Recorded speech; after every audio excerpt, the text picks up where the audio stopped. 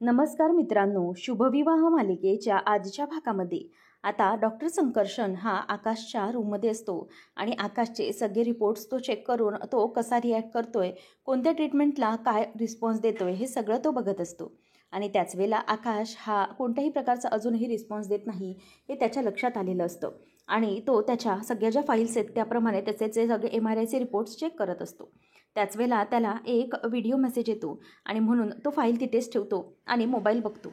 आणि त्या मोबाईलमध्ये त्याचा लहान मुलगा ओजस हा त्याचा आणि त्याच्या आईचा फोटो कट करून टाकत असतो.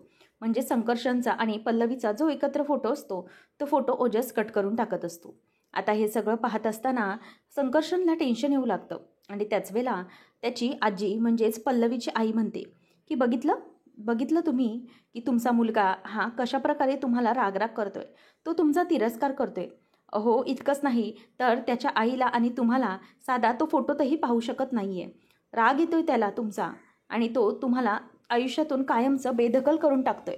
मग मला सांगा ना की जर तो तुम्हाला काही मानतच नाही आणि तुम्हाला आयुष्यातून कायमचं लांब करायचं म्हणतोय, तर तुम्ही तरी कशाला त्याच्या मागे मागे करताय? तुम्ही स्वतः त्याच्या आयुष्यातून लांब जा ना आणि त्याला आमच्या हवाली करा आणि कायमचं तुम्हीही मोकळं व्हा. आलंय का तुमच्या लक्षात? बघा तुमचा मुलगा बघा, त्याला तुमचा किती राग आहे ते बघा. त्याला तुम्हाला सावलीलाही धरायचं नाही असं म्हटल्यावर आता तिथे त्याला खूप राग आलेला असतो आणि जे काही ओजस करतोय ते पाहून आणखीन संकर्षण चिडतो आणि रागाने तो आता तो मोबाईल आकाशजवळ घेऊन जातो आणि म्हणतो की हे बघितलंस का तू काय करतोय माझा मुलगा? बघ, डोळे उघडून बघ, तुझ्यामुळे काय अवस्था झाली आहे आमची. माझा मुलगा हा किती चिडलाय ते बघ, त्याला अजिबातच त्याच्या या बापावर विश्वास नाही आहे आणि तुझ्यामुळे हे सगळं फक्त घडलं आहे. माझी बायको ही माझ्या आयुष्यातून निघून गेली आहे, त्यामुळे माझ्या पूर्ण कुटुंबाला ताण पडला आहे आणि आता तू जगणं डिझर्व करत नाही. हे माझ्या मुलाला बघ, त्याची अवस्था काय झाली आहे, त्यामुळे आता मी तुला वाचवणारच नाही आहे. मी तुझ्यावर ट्रीटमेंट पण नाही करणार, तू मेलाच पाहिजेस आणि हो, मी मारणार आहे तुला जगण्याचा काही अधिकार नाही असं संकर्षण आता आकाशला बोलतो आणि आकाशला मात्र काहीच तिथे कळत नसतं कारण तो कोमामध्ये असतो. संकर्षण आता म्हणतो की तुला मरण्याचाच अधिकार आहे, तू जगू शकत नाही आणि तुझी बायको इथे माझ्या हातापाया पडते की तुझा जीव वाचवावा, परंतु नाही, मी अजिबातच तुझा जीव वाचवणार नाही. आणि असं म्हणून संकर्षण आता आकाशच्या म्हणजे नाकावर जो ऑक्सिजन मास्क असतो तो बाजूला करतो आणि नंतर तो म्हणतो की मर आता, तुला मरण्याशिवाय दुसरा काहीही पर्याय उरलेला नाही. इकडे आकाशचे श्वास वाढलेले असतात आणि त्याला खूप त्रास होत असतो. श्वास घ्यायला त्याचा जीव नुसता अडकत असतो. परंतु आकाश हा पूर्णपणे आता मरण्याच्याच मार्गावर असतो. थोड्याच वेळाने आकाशला तो बघतो आणि आकाशच्या हाताला जी पिन लावलेली असते ती पिनही तो बाजूला करून टाकतो आणि जोरात खेचून टाकतो. त्यामुळे इथे आता आकाशला आणखीनच त्रास व्हायला लागतो. आकाश जोरजोरात श्वास घेत असतो. संकर्षण म्हणतो की आता तुला तुझ्या पापांची शिक्षा खऱ्या अर्थाने मिळणार आहे, कारण काही झालं तरीही आता तू वाचणार नाहीस, तू मेलाच पाहिजे असं तो बोलायला लागतो. त्याच वेळेला आता संकर्षण हा मरणाऱ्या आकाशकडे एकटक पाहत असतो आणि त्याच्या बायकोला मेल्याचं तो दुःख आता साजरं करत असतो. नंतर मग इथे भूमीला तेवढ्यातच रिक्षामध्ये जाग येते. तिचा जाता जाता डोळा लागलेला असतो. ती म्हणते की हे काय घडलं, हे काय स्वप्न पडलं मला? ती म्हणते की रिक्षावाले काका प्लीज जरा 1 मिनिट रिक्षा थांबवा, प्लीज थांबवा असं म्हणून ते काका आता रिक्षा थांबवतात. भूमी तिथेच थांबते आणि हॉस्पिटलमध्ये फोन लावते. म्हणते, हॅलो सिटी हॉस्पिटल, आकाश महाजन यांची तब्येत कशी आहे, प्लीज मला तुम्ही सांगाल का? मी त्यांची बायको बोलते. तेव्हा मग तिथून सिस्टर सांगते की ठीक आहे त्यांची तब्येत. आणि आता भूमी म्हणते की नक्की ते ठीक आहेत ना? तेव्हा मग हो असं समोरून बोलल्यानंतर भूमी जराशी शांत होते आणि नंतर आता ती म्हणते की थँक्यू व्हेरी मच असं म्हणून ती आता फोन ठेवून देते आणि नंतर विचार करते की बरं झालं मी आकाशला यावेळेलाच फोन लावला आणि माझी चिंता होती ती तरी मिटली. हॉस्पिटलमधून मला हे तरी कळलं की आकाशची प्रकृती ही खालावलीही नाही आणि अजूनही चांगली झालेली नाही, त्याची कंडिशन आहे तशीच आहे, एवढं तरी मला समजलं. परंतु माझ्या आकाशला मी त्या राक्षसाच्या हातात दिलं आहे. तो कधीही कोणत्या क्षणी काही करू शकतो याची भीती आहे मला, परंतु मी तरी काय करणार? माझ्यावरही टांगती तलवार आहे. माझी सिच्युएशन ही कशी हँडल करावी ते मलाही समजत नाही आहे. त्या माणसाची गरज ही लागणारच आहे. त्यामुळे भूमी विचार करते की नाही, काही झालं तरी आता शांतच राहिलं पाहिजे. आई योगेश्वरी, मी माझ्या आकाशसोबत नाही आहे, पण प्लीज तू तरी माझ्या आकाशसोबत राहा. त्याला काहीही चुकीचं होऊ देऊ नकोस. मी नाही आहे त्याच्यासोबत, तू त्याच्या पाठीशी राहा, त्याचं रक्षण कर देवी असं ती आता बोलत असते. नंतर मग त्या रिक्षावाल्या काकांना म्हणते की काका तुम्ही चला, थँक्यू असं म्हणून आता ती रिक्षा चालू करायला सांगते आणि भूमी आता पूर्ण तिची चिंता मिटलेली असते. तिच्या लक्षात आलेलं असतं की हा झालेला तिला फक्त एक भास होता. त्यानंतर आता पौर्णिमा म्हणते की आई, हो हे कोणते फोटोज आहेत, हे सगळं करायला ती बाहेर जाते का? आता माझ्या लक्षात आलं भूमीचं हे सगळं सुरू आहे. तेवढ्यात मानसी बाहेरून येते आणि पौर्णिमा आणि रागिनी कुजबुजत असतात, म्हणून ती त्यांच्याकडे येते आणि विचारते की काय झालं, तुम्ही दोघीही अशा नुसत्या म्हणजे कुजबुजताय काय? तेव्हा ती म्हणते की अगं मानसी काय नाही, ही पौर्णिमा पण बघ ना, हिला सांगितलं मी अगं भूमीचं तसं काही नसेल, परंतु ही विश्वासच ठेवायला तयार नाही आहे. अगं भूमीचा ना एक फोटो आला आहे माझ्याकडे, भूमी त्या डॉक्टर संकर्षणला काहीतरी तिथे हॉटेलला जाऊन भेटली आहे, काहीतरी कॅफेमध्ये जाऊन भेटली म्हणे. तेव्हा ही पौर्णिमा बोलते की तिचं काहीतरी चालू आहे म्हणून, असं थोडीच असेल. तेव्हा मग ती म्हणते की आई, परंतु तुम्हाला हा फोटो भेटला तरी कुठून? तेव्हा आता ती म्हणायला लागते की अगं हा फोटो ना मला बाहेरून कळला आहे. म्हणजे कसं आहे ना गं, महाजन कुटुंब आणि अधिकारी कुटुंब दोन्हीही नावाजलेली कुटुंब आहेत, तर सगळीकडे फेमस आहेत, म्हणून कुणीतरी आगंतुकाने हे फोटो काढलेच असतील. आणि मग हे फोटो काढून तुला माहिती आहे आजकाल हे फोटो सगळे लगेच कसे व्हायरल होतात, तसंच कुठल्या तरी न्यूज चॅनलने हे फोटो आहेत ते अशा प्रकारे टाकले आहेत, त्यामुळे माझ्या लक्षात आलं आहे. परंतु पौर्णिमा म्हणते की आई, तुम्ही असं बोलताय, मला तर संशय येणारच ना. हल्ली भूमिताईचं काय चाललंय हे तुम्हीही बघताय ना. म्हणजे वेळी अवेळी अशी घरी येणे, सारखी सारखी बाहेरच फिरणे, आकाश भाऊ जी हॉस्पिटलमध्ये आहेत तरी तिकडे न जाणे, यावरून मला काही कळतच नाही आहे. तेव्हा मग आता लगेच पौर्णिमाला मानसी म्हणते की एक मिनिट पौर्णिमा, तू ताईवर असा संशय घ्यायचा नाही हां, ताईबद्दल काही चुकीचं बोलणं मी खपवून घेणार नाही. तेव्हा मग पौर्णिमाला ती म्हणते की तू गप्प बस गं, आणि म्हणते की मानू, हो गं बरोबर बोलतेस तू अगदी, म्हणजे ना मला भूमीवर संशय घेणारच नाही मी. शेचे, भूमीला मरणापर्यंत तरी मी संशय घेऊ शकत नाही. अगं ती खूप चांगली आहे, मला मरण येईल परंतु भूमी असं वागू शकणार नाही. खरंच मला माहिती आहे की नक्कीच काहीतरी कारण आहे, हे नेमकं काय आहे, भूमी कुठे जाते काय करते हे कळायला काहीच मार्ग नाही आहे ना. आणि तसंही हे तुला माहिती आहे न्यूज चॅनलवाले कसे असतात, त्यांना बातम्या तर हव्याच असतात, आणि किती काही झालं तरीही एका दुसऱ्या माणसाने हा फोटो किंवा हे एखादा असा माणूस असं एखादं भूमीला पाहिलं असेल तर मग त्यांच्या मनात संशयाला जागा निर्माण होणारच. त्यात आपला आकाश हा हॉस्पिटलमध्ये आणि भूमीचं हे असं, त्यामुळे लोकांना काय समजतंय की हॉस्पिटलमध्ये भूमी नक्की कशासाठी जाते. ती त्या डॉक्टरला आकाशचे रिपोर्ट वगैरे देण्यासाठी भेटत असेल तर हे लोकांना थोडीच समजणार आहे. लोक काय विचार करतील की हॉस्पिटल आहे ना, मग हॉस्पिटलमध्ये वगैरे नाही का फाईल देऊ शकत, इथे असं बाहेर दुसऱ्या ठिकाणी बोलवणं दुसऱ्या परपुरुषाला बरं वाटतं का? बरं जाऊ दे, मला माहिती आहे भूमीवर माझा विश्वास आहे, परंतु तू एक काम कर मानसी, तू ना आता भूमीला याबद्दल जरा विचारच, नेमकं ही काय लपवते, काय करण्याचा प्रयत्न करते, जरा तू विचार.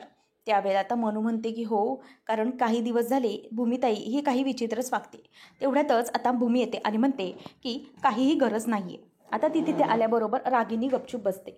भूमी तिला म्हणते की काही गरज नाही आहे मला जाब वगैरे विचारण्याची, आणि कोणाच्या प्रश्नांनाही उत्तर द्यायला मी इथे बांधील नाही आहे, असं जेव्हा ती बोलते तेव्हा मनू बघतच राहते. आणि रागिनीलाही धक्का बसतो की नेमकी ही भूमी काय बोलते. तेव्हा मग ती म्हणते की भूमी, अगं बघ ना हे काय चालले न्यूज चॅनलवाल्यांचं. त्याच वेळेला ती म्हणते की हो, जे काही चाललंय ते चालू दे, परंतु हे माझं आयुष्य आहे, त्यामुळे माझ्या आयुष्यामध्ये काय करायचं आहे काय नाही हे मी ठरवेन, त्याच्यामध्ये कोणीही उगाच नाक खुपसण्याची गरज मला तरी वाटत नाही. त्यामुळे प्लीज तुम्ही जरा गप्प बसा आणि मला कोणी कुठल्या प्रकारची प्रश्न विचारलेले न बरेच, असं म्हणून ती आता गपचूप बसते. आणि भूमी मनातल्या मनात विचार करते की अच्छा, आत्ता माझ्या लक्षात आलेलं आहे की हे सगळं करण्याच्या मागे रागिनी आत्याचा डाव आहे. परंतु ठीक आहे, हे जे सगळं काही चालतंय ते चांगलंच आहे, त्यामुळे मला घर सोडून जाण्याच्या अगोदर जी वातावरण निर्मिती करणार आहे त्यासाठी या सगळ्याची मदतच होईल. तेव्हा मग पौर्णिमा म्हणते की अगं भूमिताई, परंतु ती म्हणते की एक मिनिट, मला कोणी या फोटोबद्दल किंवा काही विचारायचं नाही, मी कुठे जाते काय जाते तो सर्वस्वी माझा प्रश्न आहे. तेव्हा मग भूमी म्हणते की ताई अगं परंतु, तेव्हा ती म्हणते की एक मिनिट मानू, मी जे काही सांगितलं आहे ते लक्षात घे.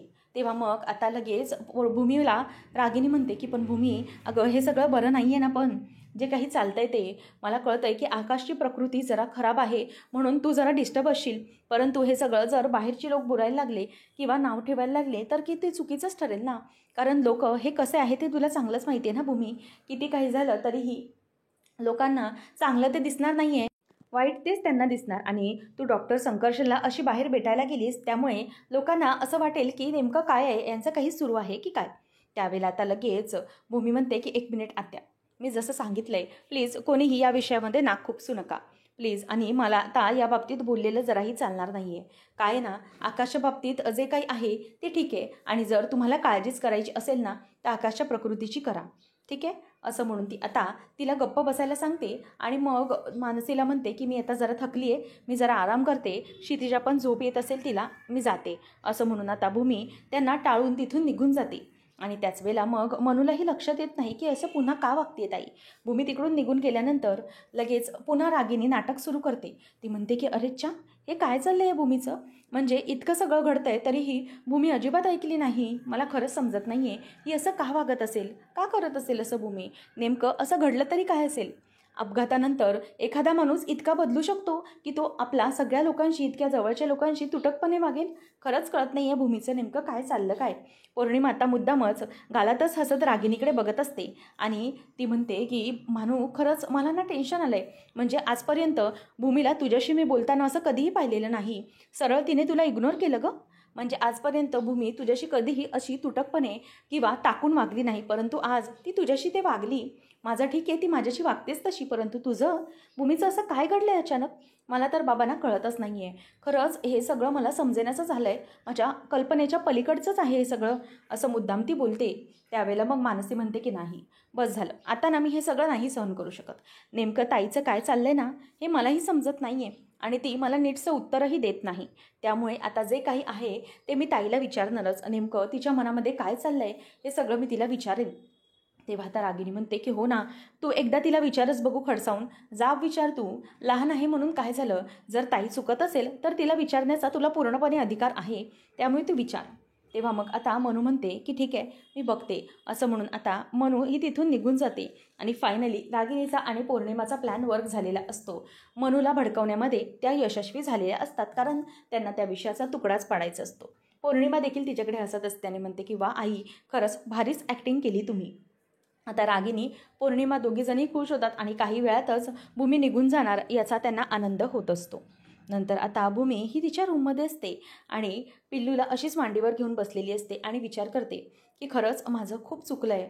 मला कळतं आहे की मी सगळ्यांशी खूप चुकीचं वागते, स्पेशली मानसी, तुला मी खूप हर्ट करते आहे, परंतु माझ्याकडे काहीच पर्याय नाही आहे. मला जर तिथे संकर्षणकडे जायचं आहे तर मात्र मला हे सगळं अगोदर वागावंच लागेल, आणि जर मी हे सगळं अगोदर वागली तर आणि तरच तुमचा या सगळ्यावर विश्वास बसेल.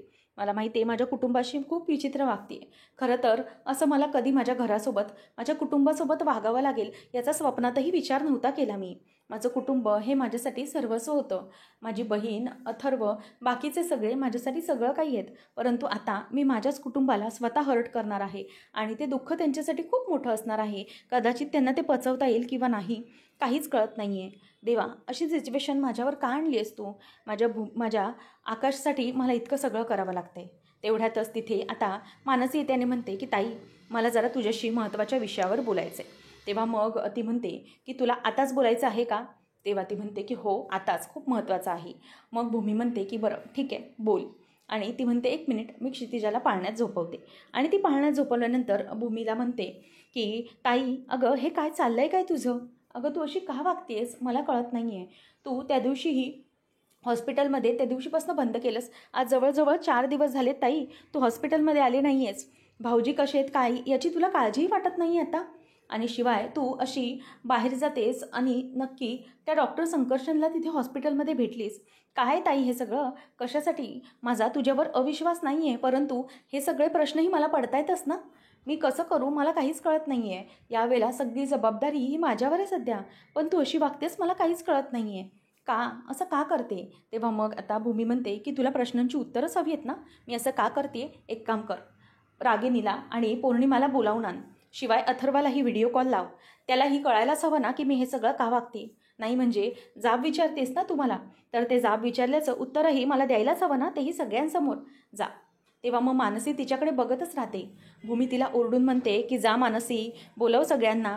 असं म्हणून आता मनसी तिकडून निघून जाते आणि भूमी तिथल्या तिथे गपचूप रडत असते आणि म्हणते की सॉरी मला खरंच खूप या सगळ्याचा त्रास होतोय.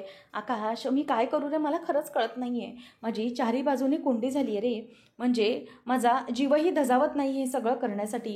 मी हे घर सोडून जाणार, तुला डिवोर्स देऊन कायमची तुला सोडून जाणार, या सगळ्यासाठी माझा जीव धजावत नाही. परंतु आता ती वेळ आली, जे मला बोलून दाखवायचं आहे ते मला बोलून दाखवावंच लागेल. तेवढ्यातच आता इथे रागिनी पौर्णिमा जमलेले असतात आणि मानसी अथर्वला व्हिडिओ कॉल लावते आणि मग तो म्हणतो की ठीक आहे, ताई कुठे आहे. तेव्हा मग भूमी समोरून येतच असते. सगळेजण भूमी येण्याची आता वाटच बघत असतात. त्याच वेळेला आता अथर्वला ती म्हणते की ताई आली आहे हे बघ. तेव्हा मग आता तो म्हणतो की ताई, अगं काय चाललं आहे तुझं, म्हणजे आम्हाला खरंच काही कळत नाही आहे. अगं आम्ही विचार करून करून थकलो आहे आता की नेमकं काय घडतं आहे तुझ्या बाबतीत, तू अशी का करतेस. तेव्हा मग आता भूमी ही म्हणते की अथर्व, हो तेच मी सगळ्यांना सांगायला इथे बोलवलेलं आहे आणि मला हेच बोलायचं आहे ते म्हणजे की आता प्रत्येकाने माझ्या वागण्याचा संदर्भ काढणं सोडून द्या. मी का करते, कशासाठी करते, या सगळ्या गोष्टींचा विचार तुम्ही आता तरी सोडून द्या. नका विचार करू की मी काय करते आणि त्यासाठी मी कोणाला उत्तर देईन किंवा कोणाच्या म्हणण्याप्रमाणे वागेन, यासाठी मी कोणाची बांधीलही नाही. त्यामुळे एक गोष्ट कायम लक्षात ठेवा की आता म्हणजे मी काय करते, कशासाठी करते, माझ्यावर वॉच ठेवणं, माझ्यावर फोकस करणं तुम्ही आता सोडून द्या. त्यामुळे आता एकाच गोष्टीचा तुम्हाला विचार करायचा आहे की उद्या आकाशचं ऑपरेशन आहे आणि त्यासाठी तुम्हाला त्याच्याकडेच लक्ष द्यायचं आहे. आता उद्या काय होतं आहे काय नाही हे मला काहीच माहिती नाही आहे आणि मला जे काही बोलायचं आहे ते मी हे सगळं झाल्यानंतर बोलणार आहे. आणि त्यामुळे आता ट्रीटमेंटचा रिझल्ट काय आहे ते मला माहिती नाही आहे, परंतु नंतर मला हे सगळं तुमच्याशी बोलायचंच आहे. त्यामुळे एक गोष्ट सगळ्यांनी लक्षात घ्या, माझ्याविषयी बोलण्याच्या पहिले तुम्ही एक लक्षात घ्या की तिकडे आकाश हॉस्पिटलमध्ये आहे, त्याच्या तब्येतीकडे तुम्ही फोकस करा आणि हो, तो काय म्हणतोय त्याच्याकडे जरा तुम्ही लक्ष द्या. म्हणजेच त्याची तब्येत काय हे सगळं बघा. त्यामुळे तुम्ही माझ्या मागे आता सध्या लागू नका आणि माझ्या नादालाही लागू नका. एक गोष्ट आणखी ती म्हणजे आता जोपर्यंत आकाशचं उद्या ऑपरेशन आहे तोपर्यंत आपण एकमेकांना धरून राहूया आणि हे सगळं योग्य राहील ना. म्हणजे या सगळ्या गोष्टी या आकाशचं ऑपरेशन अगदी व्यवस्थितपणे पार पडण्यासाठी चांगल्या राहतील. त्यामुळे बस मला इतकंच बोलायचं होतं, माझं बोलून संपलं आहे. असं म्हणून भूमी तिथून निघून जाते. आता अथर्व भूमीला थांबवतो आणि म्हणतो की ताई, अगं काय झालं आहे, प्लीज थांब ना. तेव्हा मग भूमी तिथे थांबत नाही, ती निघून जाते आणि त्यानंतर मग आता मानसी ही तिच्याकडे बघतच राहिलेली असते. अथर्व आता व्हिडिओ कॉलमधून बोलतो की अगं मानसी, काय झालं, ताईला जे काही बोलायचं आहे ते ती नीट बोललीच नाही आहे. तेव्हा मग मानसी म्हणते की थांब, मी तुला नंतर करते फोन, आणि ती फोन ठेवून देते. आता मानसी पण निघून जाते आणि नंतर रागिनी पौर्णिमाला म्हणते की नेमकं या भूमीचं काय चाललं आहे, ती काय विचार करते, नक्की ही बया काय करणार आहे त्याचा मलाही अंदाज लावता येत नाही आहे. तर इकडे ओजसचे आजोबा आणि आजी बसलेले असताना तो मस्तपैकी बिल्डिंग ब्लॉक्स खेळत असतो आणि छान लावत असतो. आजी म्हणते की वा, अगदी सुंदर खेळतोय माझा नातू. असं म्हणून त्याचं खेळणं सुरू असताना तिथे संकर्षण येतो आणि म्हणतो की अरे वाव, माझ्या मुलाने तर अगदी छान लावलेला आहे, तो ब्लॉग्स बनवतोय, खूप छान, अगदी मम्माने सांगितले तसं लक्षात ठेवलं आहे. असं म्हटल्यावर आता तो त्याच्याकडे अगदी खुन्नसने रागाने बघतो आणि ती जी खेळणी असतो ती पूर्ण इकडे तिकडे सैराबरं करून टाकतो आणि त्याच्यावरती तो खूप चिडलेला असतो. आणि हे पाहून आता संकर्षणलाही खूप वाईट वाटतं की म्हणजे मी काही बोलतोय तरी माझा मुलगा लक्षच देत नाही आणि तो खूप चिडलेला आहे, त्यामुळे त्याला वाईट वाटतं.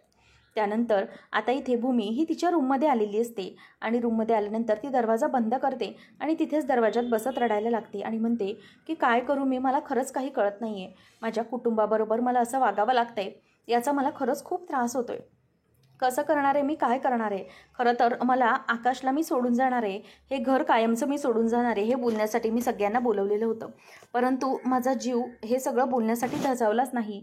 काय बोलू, मला खरंच काही कळलं नाही. मी कसं करू हे सगळं, मला खरंच खूप त्रास होतो आहे देवा. असं म्हणून ती आता खूप वैतागत असते आणि म्हणते की स्वतःच्या काळजावर दगड ठेवत मी हा निर्णय घेतला आहे, परंतु मला हे सगळं करता येणार आहे का, माझ्याने हे सगळं होणार आहे का. मला माझ्या आकाशला सोडून देण्यापेक्षा जीव देणं खूप जास्त बरं वाटेल. खरंच आकाशला असं सोडण्यापेक्षा मला कोणी जीव द्यायला सांगितलं असतं ना तर ते बरं झालं असतं, ते कदाचित सोपं आहे माझ्यासाठी. असं म्हणून भूमी आता खूप रडत असते आणि तिला त्रास होत असतो. त्यानंतर पुढच्या भागामध्ये भूमी संकर्षणला म्हणत असते की सर प्लीज सांगा ना काय झालं आहे, माझ्या आकाशची तब्येत तर ठीक आहे ना, तो ठीक होईल ना, तो बरा आहे ना. असं सगळं आता भूमी फायनली हॉस्पिटलमध्ये येऊन संकर्षणला विचारत असते आणि म्हणते की सर प्लीज बोला ना काय झालं, माझ्या आकाशची तब्येत तर ठीक आहे ना. तो होईल ना व्यवस्थित, त्याची ट्रीटमेंट नीट होणार आहे ना, त्याचे रिपोर्ट्स कसे आहेत, असं सगळं सगळं सारखं ती डोकं खात असते. त्यामुळे संकर्षण म्हणतो की 1 मिनिट, तुम्ही हे जे काही बोललाय ना, हा तुमचा मेलोड्रामा पहिले थांबवा. नाहीतर तेव्हा मग तो जात असतो आणि भूमी म्हणते की सर तुम्ही तिथे कुठे चाललाय, तो तर बाहेरचा रस्ता आहे ना. त्यामुळे आता संकर्षण तिच्यावर भरपूर चिडतो आणि म्हणतो की प्लीज शटअप, तुमचं तोंड बंद ठेवा, मला आता काही ऐकायचं नाही आहे. असं म्हणून आता तो पुन्हा एकदा जाऊ लागतो आणि तिला गप्प करतो. भूमी आता काहीच बोलत नाही. नंतर आता आकाशचं इथे ऑपरेशन सुरू झालेलं असतं आणि आकाशचं ऑपरेशन सुरू झाल्यानंतर भूमी ही वरती सारखी सारखी बघत असते ऑपरेशन थिएटरच्या लाईटकडे की नेमकं काय होणार आहे. तेवढ्यातच आता इथे संकर्षण हा ऑपरेशन करत असताना त्याला त्याची बायको समोर दिसते आणि ती म्हणते की प्लीज संकर्षण, मला वाचव, मला न्याय दे, मला वाचव प्लीज, मला वाचव, असं तो म्हणत असतोय. आणि मग आता हे म्हणत असताना तिथे संकर्षणचं काय काम होतं काहीच कळत नाही. ऑपरेशन थिएटरची लाईट्स बंद होऊन जातात आणि तो बाहेर येतो आणि अथर्व म्हणतो की लाईट्स बंद झाले, ऑपरेशन झाले वाटतं ताई. तेव्हा संकर्षण बाहेर आल्यावर तो काहीच बोलत नाही आणि भूमी ही संकर्षण काय बोलतोय याची आता वाट बघत बसलेली असते. तर आता नेमकं संकर्षण हे काय करणार आहे आणि त्याला ऑपरेशनच्या वेळी पल्लवी दिसल्यामुळे नेमकं काय घडणार, तो ऑपरेशन करणार की नाही हे कळणं खूपच रंजकतेचं ठरणार आहे. अशाच मालिकांचे अपडेट्स जाणून घेण्यासाठी आजच आपल्या चॅनलला सबस्क्राईब नक्कीच करा. धन्यवाद.